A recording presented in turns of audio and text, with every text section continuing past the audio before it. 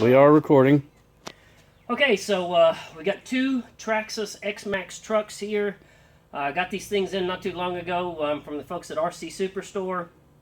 And got to be completely honest, the Xmaxx is absolutely amazingly awesome as long as it's running. And the key word there being as long as it's running. We picked up a couple of Stampedes from those guys, gosh, probably a year and a half ago or so. That the Stampede is really a lot better truck than the Xmaxx is in terms of how durable it is and so forth. So, anyways, we got these trucks in. We've experienced a lot of trouble with these things breaking, and so I just want to kind of share with everybody else out there. If you spend $1,100 on a Traxxas RC truck, here's what you might ought to expect. First, the wheels, we had probably three, I'm going to say, wheels, something like that, that separated. The trucks would flip over. We'd hit the self-righting button, and the wheels would just spin up at an alarming rate of speed and finally separate and kill themselves. When we first got the trucks, the self-righting feature did not work at all. We went to Traxxas. Traxxas said, well, you need to get this little device that plugs into the Traxxas controller here. Order one up for about $30, reprogram the thing, and that did in fact work. It got the self-righting feature working, which is nice. However, we told them, it's like, hey, we just spent $1,000 on RC trucks here. It's it's kind of shitty, really, to ask somebody to spend $30 to get the thing to do what it was supposed to do brand new. But at any rate, they did send us those. Good on Traxxas there. They sent us some new wheels. Again, good on Traxxas there. Unfortunately, that's not where the problems with these trucks stop. We've had two or three, I believe now, I want to say second or third, I'm not sure, broken axle here. UV joint on the axle just is not big enough for the power of this truck. You might think that's because we've got our slipper clutches tightened all the way. Not the case. We're running an 1/8 turn out on the slipper clutches. So that's not what's causing that. One of our other disappointments in this truck is that everything is plastic and uses machine screws. And so it's very, very easy to strip out the threads on everything on this truck.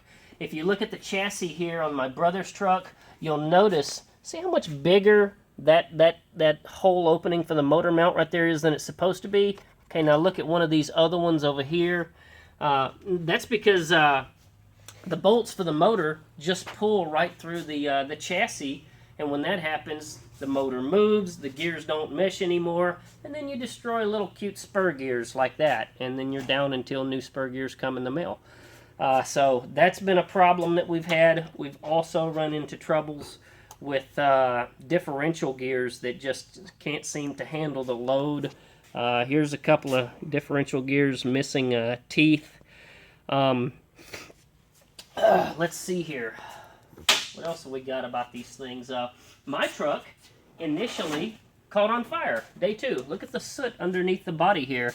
Caught on fire. I was lucky I was able to put it out before it really did much serious damage. Completely destroyed the ESC. Traxxas asked me to send them the ESC and the motor back to them, which I did. They replaced that. Good on Traxxas there. But for full disclosure, complete honesty, took them about 5-6 weeks, something like that, to send me a new motor and ESC, and that was really disappointing. You spend $1,000 on an RC truck and take somebody a month and a half to send you a motor. Way too long on that one. One of the latest problems that we've had here with these trucks are the slipper clutches. You tighten them up, you take them out, you run the thing, and it just immediately starts slipping on you like crazy, and you can't run the truck anymore. We finally determined that our two Xmaxxes here just have so many problems with them, reoccurring problems, that we just did not think these things were represented for what they were supposed to be. They were not $1,000 RC trucks. Got in touch with the folks at Traxxas and RC Superstore and said, hey, listen, we want to just return these things and get our money back. It's been 2 business days and nobody's gotten back to us. So just kind of making this video for folks out there that are watching Xmaxx videos on YouTube.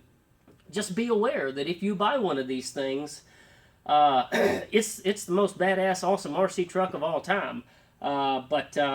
You know, every single time you run this thing, you're going to order parts, and then you're going to wait a week, and then when your parts come in, you're going to play with it for about 30 minutes, and then you're going to order more parts, and just repeat this process over and over for your $1,000 RC truck. So, that's what you got. You want to run it a little bit? Yeah, we can try it. I've just tightened the slipper clutch back up on this thing again. The slipper clutch keeps backing off every time, so it seems. So the last time that I tightened up the slipper clutch, I mean, I just tightened it up all the way. Didn't back the nut off at all. So if it loosens up again this time, then you know, there's just nothing that I'm going to be able to do about it at that point, other than yet again throw more parts at the truck again. And note to self: turn your truck on before you put your body on. Alrighty, so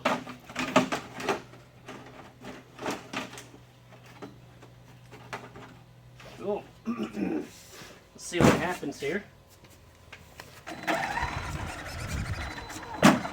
There's another thing, if it'll do it there. Sometimes the servo on it will just start kind of going haywire and start twitching. So let's run it for a second and just see if it starts loosening up again. Yeah, basically, it's a great truck. Look at there. Look at that. Took off like a champ.